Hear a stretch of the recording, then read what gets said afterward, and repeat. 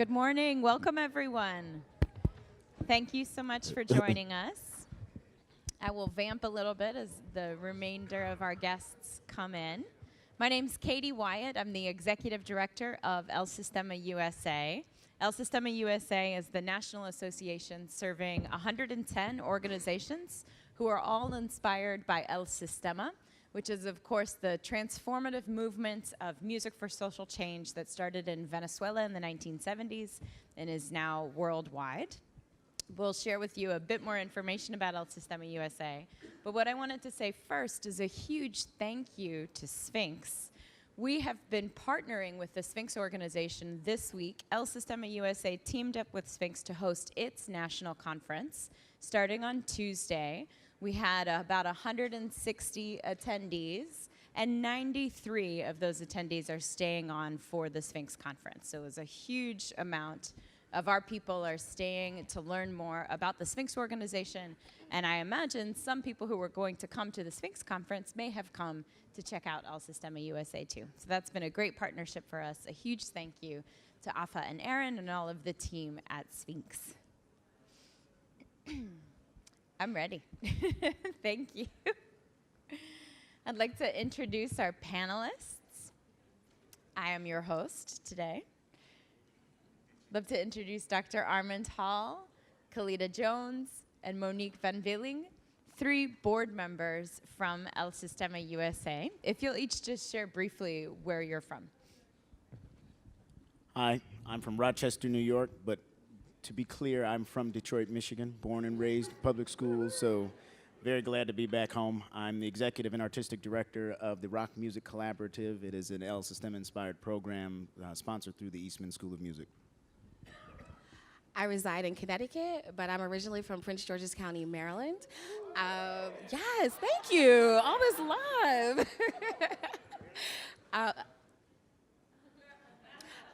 I am working with Project Music in Stamford, Connecticut.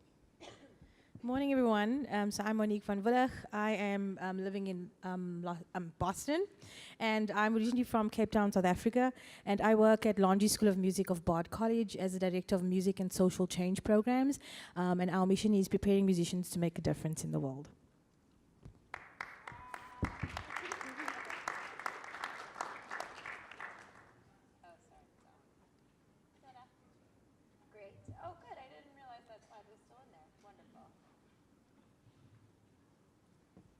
A little bit about El Sistema USA. We have come together, of course, to be inspired by El Sistema, but in the United States, we've also come up with a set of guiding principles that will allow us to define our work in the ecosystem of music education for social change. So all organizations who are members of El Sistema USA agree to adhere to these principles, and these are the principles that we use also for our criteria for membership to join El Sistema USA. All organizations have as their mission social change. All organizations agree to an intensity of practice. They agree to be exclusive in their services about access for all kids. All organizations teach in an ensemble setting. They have a safe space to offer classes. That's what we call our Nucleo Environment, and that environment is also in the areas where our kids and families come from and where they live. We adhere to standards of excellence so that we're always pushing our students to perform and act at the top of their capabilities, which is, of course, endless.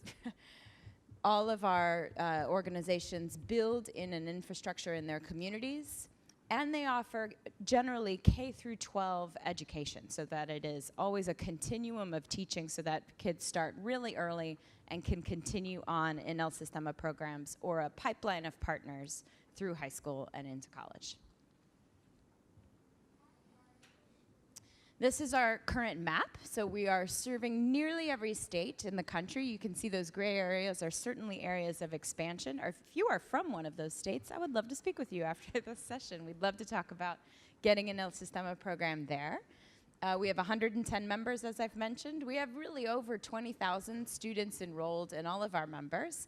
And we know that through our partnership with Duke University, which is our research partner, we know that we have the potential to reach 160 programs that claim to be inspired by El Sistema, but perhaps have not yet joined El Sistema USA.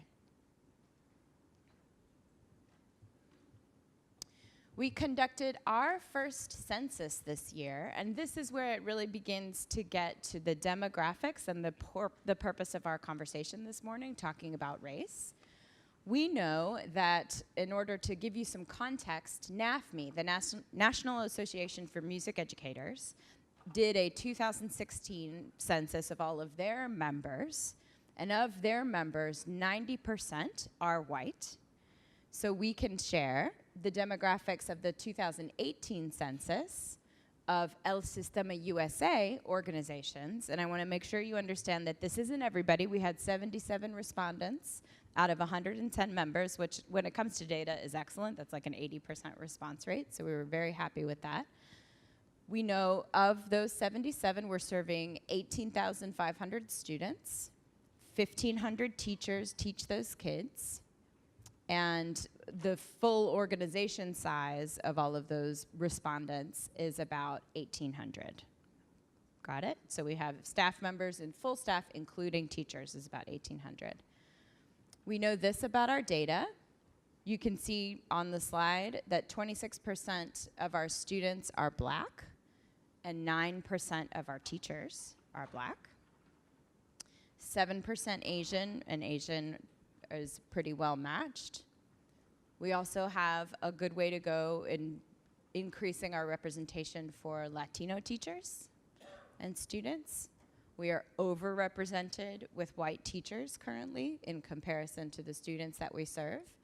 I found this next statistic the most fascinating, which is that students, of course, as organizations are reporting their numbers, don't have a choice about whether or not they're going to present their race. They're counted as a student, but 25% of our teachers from the respondents preferred not to say what their race was, and so I thought that that was a really interesting data point. And then you can also see the statistics. I think the conversation this morning is going to center around the student-to-teacher conversation, but also it's important to know in our larger ecosystem of staff where we are demographically, still a significant way to go in order to have full staff of organizations more closely represent the demographics of our students. So,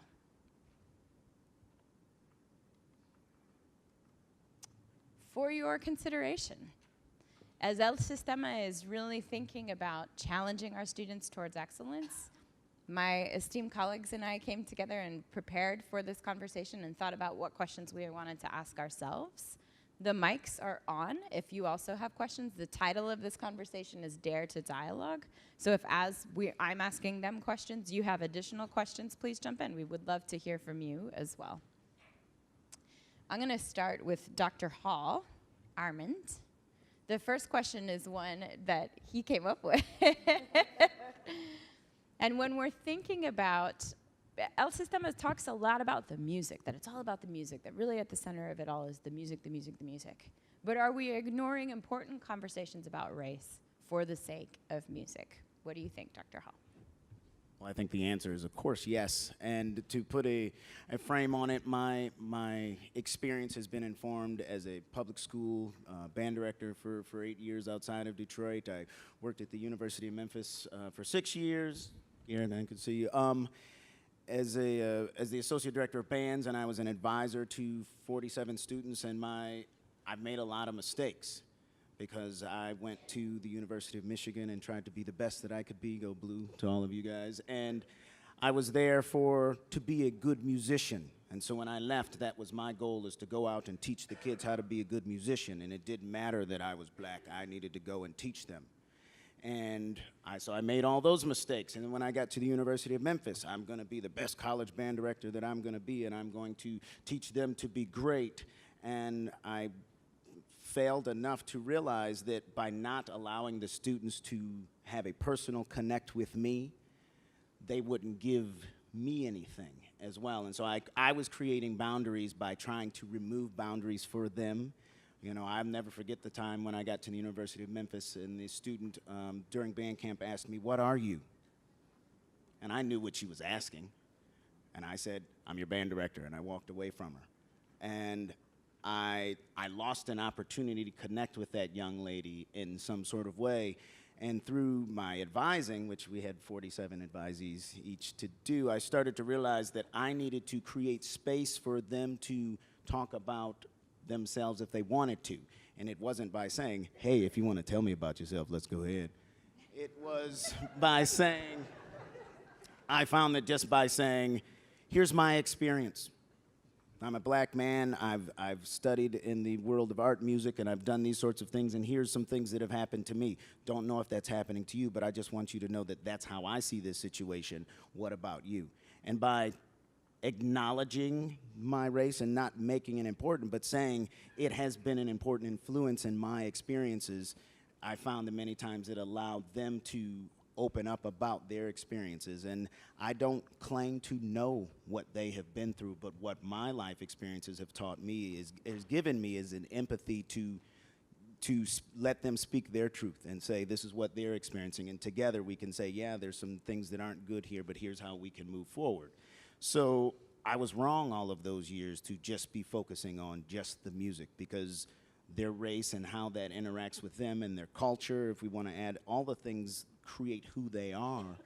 And that's what makes music exciting, right? Because everything that I am speaks when I perform, not just the notes on the page. And so I hope we can not continue to make the same mistakes that I did. I'm going to ask the next question, but feel free to also respond to that question if you would like to. Fear of being the savior. So we talked a lot about this question over the last couple of days at El Sistema USA. I've shared with you our demographics. You can imagine who also was in the room. And there were a lot of conversations about, well, I just don't know if it's my place. I just don't know if I should have this conversation. I don't know if I'm the right person to bring this up. So, Miss Jones. What's your question? Am I afraid, should I be afraid of being the savior? Oh, okay. Well, I think first you have to acknowledge that you're not a savior. I think that's the first step. And then once you can embrace that understanding, you can start having conversations with people about race. And we are super hyper-focused on making music, on teaching our kids how to be the best musicians ever, that we lose who they are and what they represent. And we don't spend enough time talking about who they are and what they represent. And we withhold ourselves from that, and we keep our issues and challenges sort of suppressed, and then they start to come out in our teaching. And we're not acknowledging that, and we're not showing our kids how to be the real you. And so we have a responsibility. If we're gonna take a platform in the classroom, we're not walking in as a savior. We're walking in as a resource, as a partner, as a collaborator, as someone who has more years of experience, but maybe can still learn from their experiences that are currently happening to them. So I think if we can just erase the idea that I'm coming in to save these kids, I'm coming in to help them be the best violinist, the best bassoonist, the best trombone. No, you're coming in to help them be a strong leader, an example, and motivator, and a collaborator with their community and with people surrounding them so that they can change the conversation, the narrative that's currently happening in our country. Can I jump in on that? I think that in my experience, saviorism is also identified by the that's good enough for them attitude. It's we're coming in and we're delivering this program to these kids, and the musician side of me says, oh, that could be a little bit better, but that's okay for them because that's what we gave them. And I think that the great thing about the El Sistema USA tenets is that excellence is always a part of that, and that we're always pushing it at excellence, not excellence to be damned of everything else, but the whole you can be better, we will get you better, if you want to be, we'll help you get there, has to be the driving force. And it's good enough, or that's okay for where we are, or our resources are bad. We know that stifles everything. I love talking about this. Room for subtlety. So these questions go together so well. So thinking about excellence, we've also thought a lot about, what does that mean? What does excellence really mean? Is there room for subtlety in questions about excellence? Is there room for subtlety in questions about race? Is there room for subtlety in questions, and I'm with Kalita where there isn't any room for subtlety about saviorism. black and white. But I'd love to know your thoughts about subtlety in our conversations. Thanks for the question. So I think it's about how we have the conversation. I think a lot of this conversation is very nuanced. It's complex. It's messy. For a lot of us, it's painful. It brings up a lot of feelings, whether that's guilt, whether that's anger. And so I think I often ask myself, what does it look like to be both direct and kind? And so even some of the first questions made me think about space and place. And so I was designing this webinar recently. We were doing an exercise, and then the question that arose to me was to ask the people, how many of you have had a teacher that was a different race or ethnicity to you? And then as I reflected on the question, I was like, whoa. I was a classical flute player, then a jazz flute player, and none of my teachers were the same race as me. They were all white. And so sort of reflecting this question back on myself became a really interesting point, and it makes me think about space and place and how we enter spaces and places and how much space we have in spaces and places and what that looks up to take up space and who we need to allow to take up space. And I often think through this, even when I'm thinking about, okay, do I need to be subtle in this moment or do I need to step into discomfort? I often think through the lens of intersectionality. So that's the intersection between race, class, gender, language, nation, citizenship, ableism. And I'm always sort of monitoring where am I in this framework right now? Do I need to lift the voice of someone else? Or is there not space for my voice right now? Is there not space for people like me right now? And therefore, do I make way for that space, and what does that look like? So I think it's different things for different situations and different people. And as I think it's about us learning more, reading more, having more conversations, and then be courageous, but learning how to have that conversation. And I think being kind about it. We can have a good conversation about these things, and we can be honest, caring, and kind. Yeah, and just thinking about what does that look like.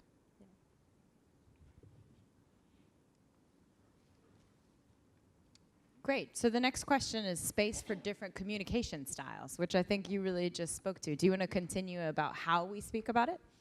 Yeah.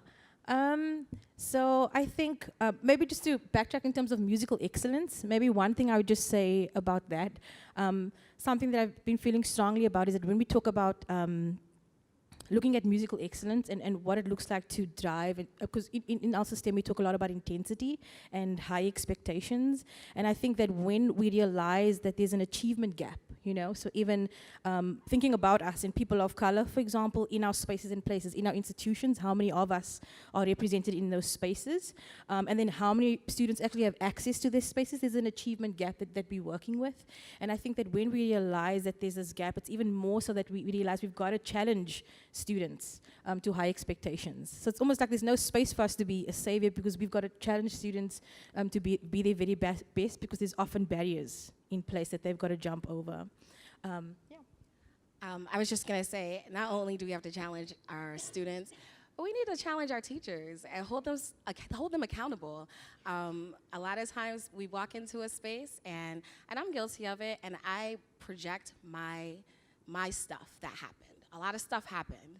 A lot of stuff happened to people in this room, and it's traumatic, and there can be triggers right when you're in the moment, and it is my responsibility to either share my experiences so that my kids can connect and understand, okay, they've gone through what I've gone through, or leave my baggage at the door, come in, open my heart, and embrace whatever is coming at me, understanding that I don't know, I didn't walk in their shoes. I haven't walked in their shoes, but I can walk beside them, and I can lift them up, and I can encourage them. So I think we have to, just like we are striving for excellence with our kids, we have to push our teachers more, and that starts by having the dialogue. For so long, we have not talked about this. We have not talked about it, and it has made me crazy, because I don't understand why there's a hiccup, why there's such a hang up on talking about race and then be about it. Like, once you talk about it, then it's easy to walk in it. But I would rather you be transparent than hide behind a facade and pretend. Like, come into the work, be authentic, be true, and I think the rest falls in place.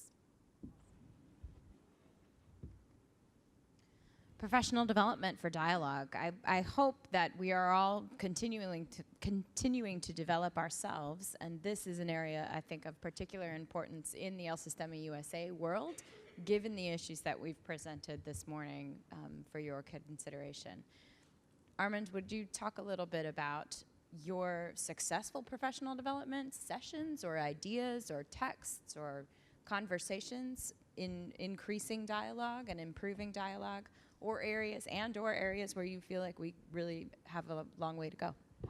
I think we certainly have a long way to go because we're concerned that we're going to run people away from doing the work. And then if we ask you to do something uncomfortable, that you're going to leave and you won't be there, and then we'll be without you. So we'd rather have you sort of half-heartedly there doing the work than not all of you there. And that's important that we get away from that and understand that we are going to run some people away because they can't deal with that conversation. But if we're talking about these children and where we're going to move them through and help them jump through these hurdles that are there, that is important. I think it's really important for us to dialogue about the different masks that we wear. Some of us here wear more masks. What I chose to wear today was to project something that I thought about this whole thing as different than if I was walking into another space. And what I might done, how I choose to speak and how I choose to greet people, that's a part of who I am, because I've lived in these different situations where I felt I needed to do this or that to succeed. We all have that. And I don't dare to lecture anyone about what they should do and how they should be and who they are, but to provide them space to think about it, and then once they come to how and who they are, how that impacts the students that they teach, then we can, as you said, walk hand in hand moving forward to go someplace. And that's not going to be good for some people. They're going to leave because they don't want to admit those things, or they don't want those constructs that they have lived in and or built to be destroyed for them, and that's okay. But I think for the sake of the children, in my experience, it was when I destroyed those constructs for myself that I was able to reach out to them and have a more personable relationship, which made the music so much better. How can we help people get there? Yeah, so I've been doing a lot of sort of professional development around prejudice, about bias, around privilege, around intersectionality. And every time I do it, the conversation is so hard. It's so hard to stand up there and say, I am a woman of color, I am this, I am that, speaking to all those social identifiers. And often I feel that in that moment, as I identify myself, the room is like, okay, we're about to talk about it. What's going to happen now? What's going to happen now? And so I think the first thing is realizing that this conversation is happening in the field of education, in the field of art, and there are people who know how to have this conversation in a great way. Are we at that table? And I think being open to being at different types of tables are really important, to learn from others and realizing that we don't have all the answers, no one does, and that it's a journey. I think that in terms of professional development, I really think that we've got to find a way to crack the nut on how to have the conversation. And how do we make space to share, whether you in the majority or the minority, whatever you'd call that, the dominant group, however you agent target, however you look at that, how do we make space for each other to have the conversation despite the discomfort, despite the feeling that's happening down here? You know, how do we actually push through it and have a productive conversation? And so exploring the how is really important, because we can do the thing, but if we're not actually getting the how, we actually might miss the point. We might give more voice to in spaces where there shouldn't be more voice because of power and structure and history. So how, and then also prescribing time. If we're really interested in this conversation about race, if we want to have the dialogue, we can't do it like this. It doesn't work like that. We've got to be able to take the time and be patient with not having the answers and with unfinished conversations. So along the lines with professional development, when I joined the Sistema USA board, I knew that I now had not only a responsibility but a platform to develop something where the conversations can be had and started. And so I, along with a colleague, Joe Ham, we created a tool called Hear Me Out. And Hear Me Out, it's always going to be evolving, it's always going to be developing, but it's a self-facilitated tool for organizations right now in Sistema USA to start dialoguing about race. And it is uncomfortable. Not for me, because I've been living in discomfort since 1981. But for other folks, it's very uncomfortable when someone says, well, what is race to you? What does that mean? And I've been reading the feedback from a lot of different organizations, and some people have been really uncomfortable. Some people don't want to respond. And I get it, but I'm more interested in how are you going to intentionally create relationships, not only musically, but emotionally with our students, if you can't talk about the fact that you have biases and you have stuff that surrounds race, that surrounds privilege. And if you can't talk about it, you aren't going to be able to be authentic in the work. So there's questions for administrators, questions for students, because I think it's important for our kids to be able to advocate for themselves. If we don't lead by example having those conversations, they are not going to know how to do it themselves, and we're going to perpetuate the same narrative, and they will be having these conversations in 2050. And just like any good professional development, it can't just be a conversation. It can't be okay, I've scheduled it on August, we're going to meet on this day, and we're going to have our talk about race. And woo, and you know, we did the checkbox, and it goes. So I think the real crux is, by having these conversations, what do we hope to gain? What will these conversations free us up to then be able to do? Because what we have done is identified a roadblock to real humanity and personal feeling and intersection, and then ultimately the music. So we have this dialogue about race so that people can what? And I think as you're thinking about those things in your space, what do you hope to achieve?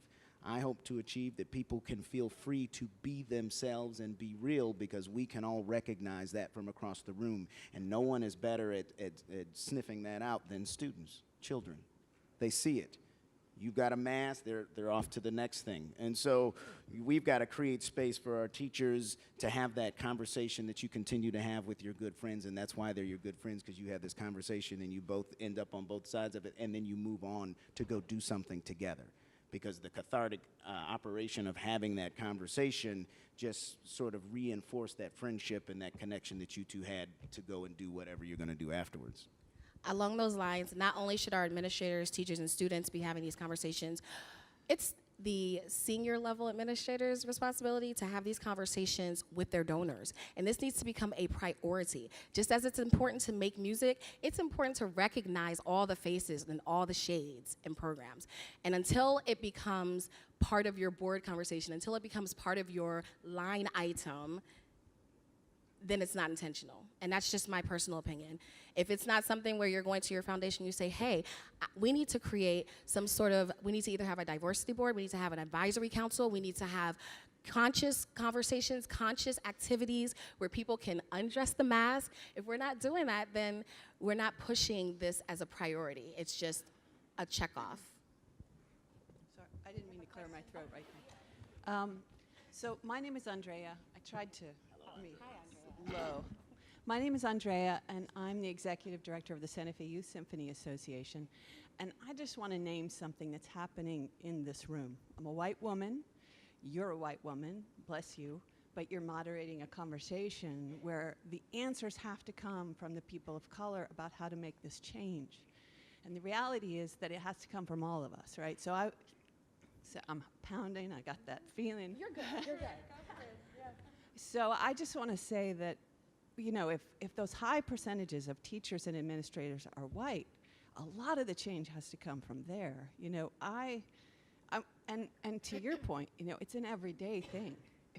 I think if a person commits to being part of the change, it is every day in terms of reading and being willing to have conversations and to notice dynamics in a room, even where we're talking about race. None of you have said anything about white people. And I know that that's complicated, but I want to say something about white people, that this hard burden that you carry to initiate the conversation when we are still the dominant structure and the racism is systemic. It's not a personal idea that we have to be having conversations about. It's about changing systems that still put all that burden on people of color, Black, Indigenous, and people of color. And so I just wanted to name that. Thank you. Thank you. And to validate you, you're not wrong. You're not wrong. Katie doesn't know this, but there was a pause for me to be on this panel because I saw what this looks like. I know what this looks like, but from as long as I can remember, I've always had to consider something, where I was going, what I looked like, and what people thought of me. So that's just a part of everyday life. But I know what this looks like, and you're not right, or you're not wrong, but I can't do everything for everyone. And so the one thing that I can do is talk about these experiences that I've had and hopefully engage other people to want to be there with me. You know, if I'm going to a symphony audition, and I have to be a certain Armin. And if I'm going to go play in the New Orleans brass band, I've got to be a certain Armin. If I'm conducting an orchestra versus a wind band versus a harmony music, I have to be that in that moment. But I think in reality, we all do, to some degree. Just some of us have to do it more than others. And I'm just saying that it's there, and let's go ahead and move forward.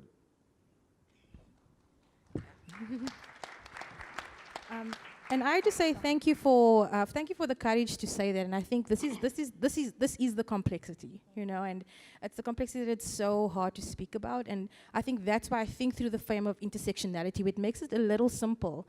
So if I'm just going to do this for myself right now, you know. So I am a woman of color. I am an immigrant. I'm heterosexual. I'm a Christian. My first language is English. What else? So maybe we'll stick with those. And so when I'm in spaces and places, or working with kids, or working with moms and dads, or in an institution which is mostly white, you know, every time I enter a space and place, I'm thinking through that frame. Something, okay, cool. In this moment, I am heterosexual. What does this mean for this space right now? I'm in sort of in the dominant power structure in this moment. This means I need to lift voice and make space for voice. This means I need to learn. This means I need to read. This means I need to allow the other person to speak. And so I just wonder what it looks like for this conversation to start looking like that. For it being like, okay, cool, in this moment, I know I need to take a step back. As a Christian in the United States, dominant, you know, if you look at history and structure, in terms of intersectionality, again, in that space, I've got to take a step back and I've got to learn. And I wonder about that approach to this conversation, because I've just been through so many conversations where there's just a lot of anger. And there's guilt and there's anger, and then we don't know how to talk about it. But it begins with just having the conversation. So thank you for your courage. It's incredible. Hi, my name is Simone Seals. I'm very interested in going out and teaching and doing social change, and at the same time to comment on your sort of the concept of being afraid to do something or putting on a mask. How do you guys think about teaching someone like me who's 22 who wants to go out and do this to not be afraid and to just go and do it, even if I have that feeling of anxiety, and knowing that if I come in with a mask on, the kids will rip me apart because that's just what they do. So how do I go out and be my authentic self without having a kid look me in that and say that, like, oh, I know you're fake? I might just start quickly with saying that there's actually a definite toolkit to a lot of this. So I've been through, I'm at Laundry School of Music. I'm an alum of the Master of Arts in Teaching program. And that is really where it was like the groundwork for a lot of this. We took a deep look at race, at gender, at sexuality, and we had those uncomfortable conversations ourselves.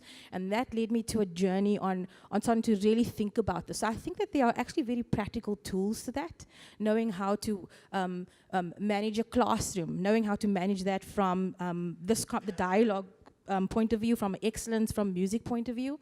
And so I think finding the right spaces and places and right people to actually get the toolkit, because a lot of this is already out there. And toolkits give you confidence. Language is power, knowledge is power, and toolkits give you confidence to do that. So that's what I would say.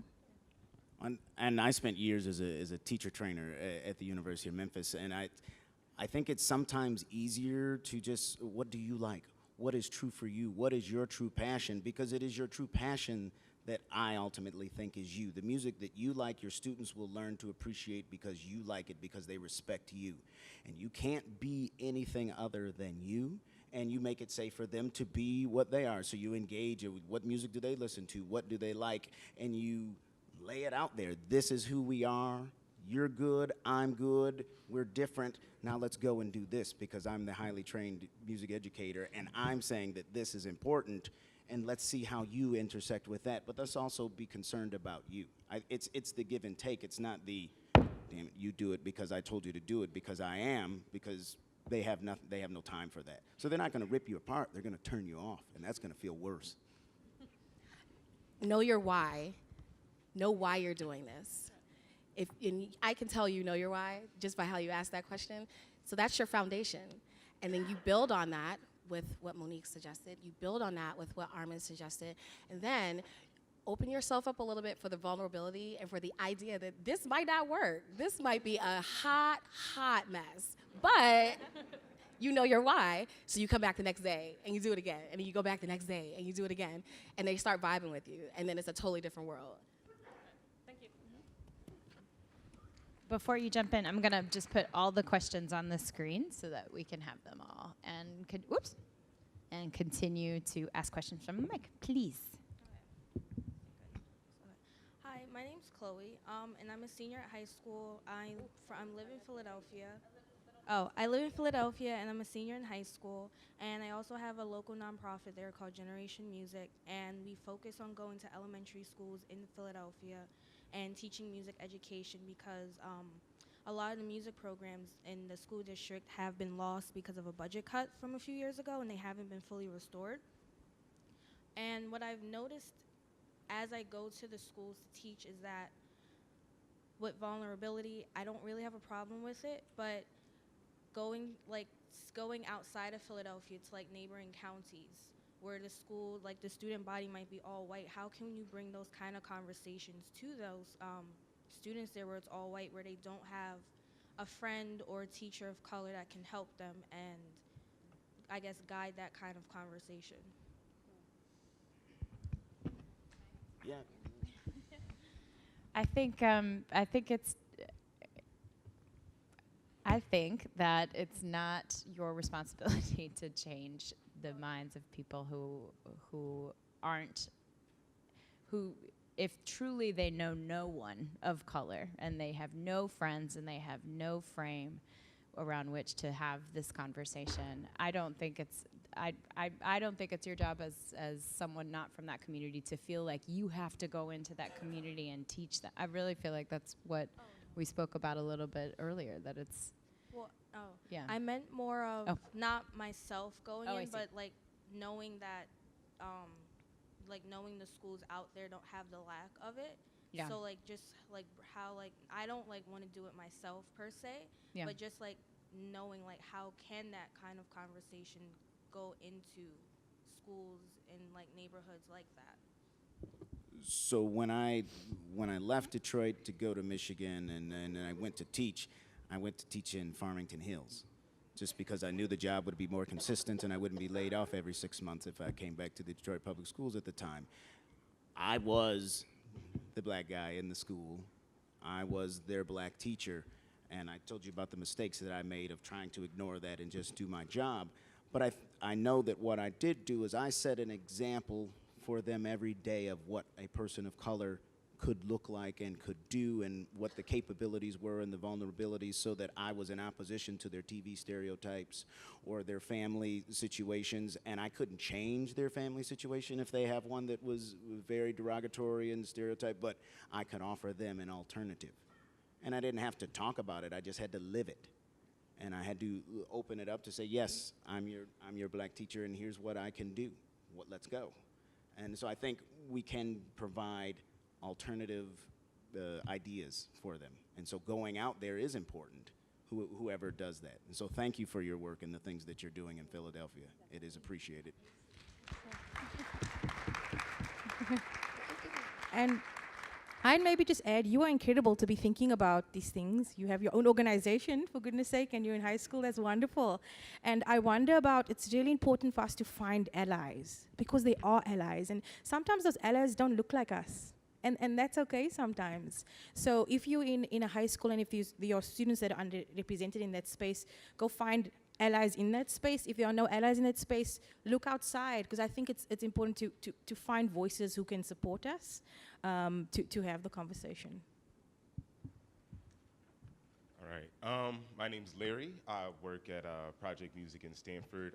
I've been facilitating art programs for the past 12 years for kids in just a number of different capacities. And I mean, to be honest, to be like real, being a intimidating black man means being disempowered in so many ways, in so many conversations, when what I say makes a white interlocutor feel intimidated. And it's not just the fact that I'm talking about an effective practice. It becomes a passive-aggressive way of, kind of trying to trigger me into seeming aggressive. And I mean, I got stories for days. And in my 12 years, I've never really had leadership respond in any way that protected me in those situations. Really pointing out things where, I mean, we can look at my track record, we could see that the programs that I'm doing are effective, that what I bring to the table is, is good money. And I don't pretend to be anything I'm not. I come unvarnished. I don't necessarily always code switch, and I know my vocabulary, but I keep it real. And what I do works. But when it comes time to say, that's not okay, I mean, here, I'll be real, like saying that, yeah, we have a Black History Month celebration coming up, and all of my, a white person wants to choose all of the music, even though I said, maybe this song too. And yeah, I'll get to that. And I'll be real. How do I get it out of that situation? Actually say, I'm not saying you're racist or that you hate me or think less of me. I'm saying what you're doing is using privilege. You're using something that doesn't belong to you to dictate to a community. I have to speak like this with this full voice and with the supposition that my body is a weapon, like straight up, that when I speak this way, all these other thought, fears are, shaking somebody. How does leadership, and that's a real question, how does leadership kind of stand up and support people in those situations? Because I've never had it responded to in a positive way.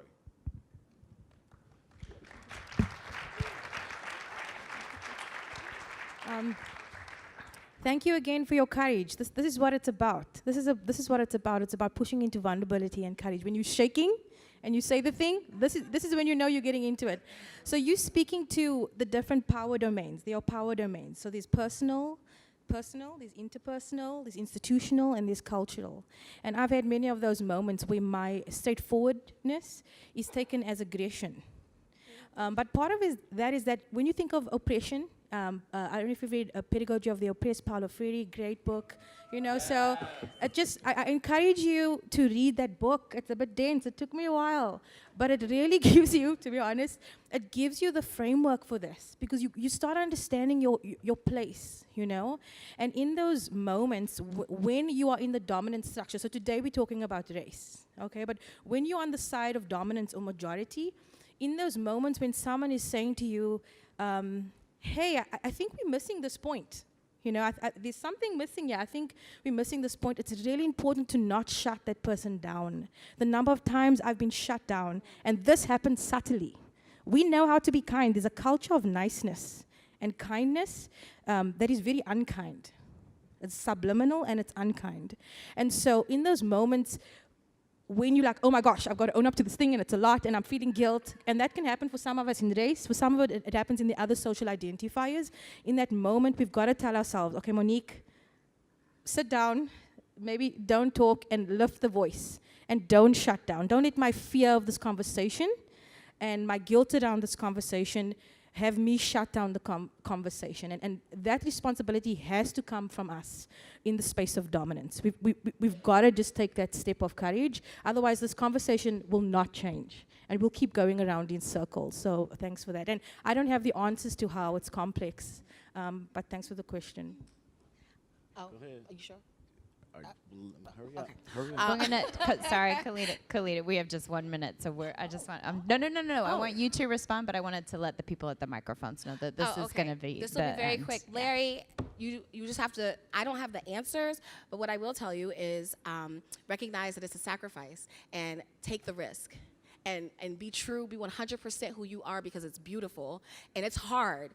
Like what you said was a trigger for me. I'm not even gonna lie to you. It's a trigger because as someone that is a senior leader, I'm always looking, well, who's gonna hold my back? when I have to stand up for my babies? Who's got my back? So like Monique said, you have to create that ally structure and hold them close and go to them and seek them, use them as a resource. And Larry, I tell you, I hear you're doing a great job, man, where you are. I've heard that. But I'll also say, and this is just to me, and I have a don't care attitude, you say it. Say what you need to say, because there's nothing worse than going home and being like, damn, I wish I had said blah, blah, blah. And you don't have to say it. You just say it. You don't have to say, hey, I know you're not being racist.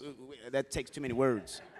Just, you know, in that situation, just go ahead and say it, because it is their responsibility to change. You have to define your space, and hopefully if you're at a place over time that they learn that Larry's not trying to kill me, he's just trying to tell me I need to pick better music. And if they don't learn that, that's not your fault. You don't have any ownership. That's their problem on that. So just keep saying it, man. Thank you. I'm so sorry. I'm gonna get yelled at if I don't close up the session. So I'm gonna close up the session. Please, please, please continue these conversations in the hallway afterwards with our incredible panel. These three people are my bosses, members of the board of directors. Oh, I'm so sorry. I thought you gave me the 5 minutes 5 minutes ago. So sorry. Please ask your question. Hi, my name is Eric Williamson. I am a conductor with the Brooklyn Youth Chorus in Brooklyn, New York. And I want to circle back to ignoring race for the sake of music. This is a little bit of a loaded question, so I'm going to try to be as concise as possible.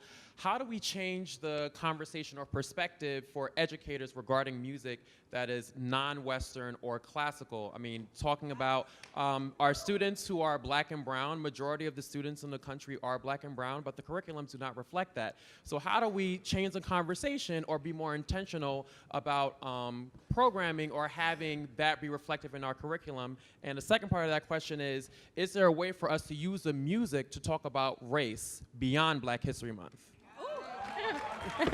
Okay, thank you. Thank you for that. I am, as a conductor, like my single most important responsibility is the choice in repertoire. And I'm here to tell you, as someone who has designed curriculum is not designed to tell you what to perform. So we've got concepts and things with it. It is our responsibility as the educators to pick and be intentional about the music that we're performing. And so yes, don't just do William Grant Steele during February, right?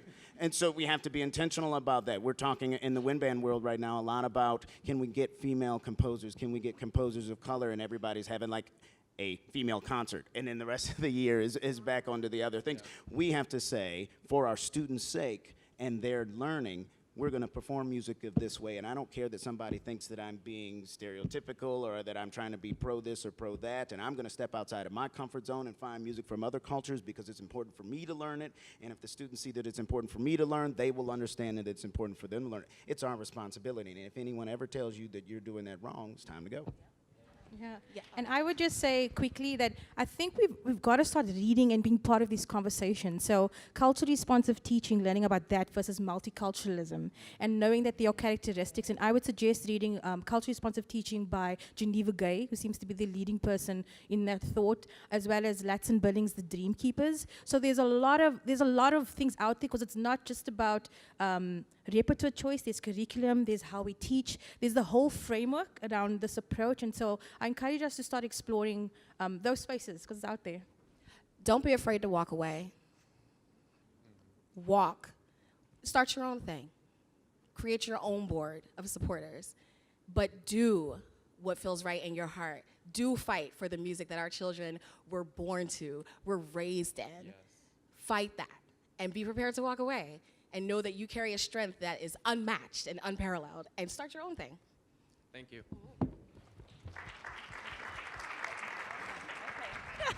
Sorry, now we really are at time. I'm so sorry. That time I really did get the for real signal. This has been amazing. Thank you. These are three people I work for on the board of El Sistema USA. We want to make the tools that Monique mentioned available to you. Also the incredible Hear Me Out tool. I'm throwing this at you, but can we make it available for everybody to take to all of their organizations? Awesome. So there is on the El Sistema USA website, there will be Hear Me Out, which is a tool that we were offering to our members, but we would love to open it up to everybody to use. So please make use of it. It's awesome. Thank you.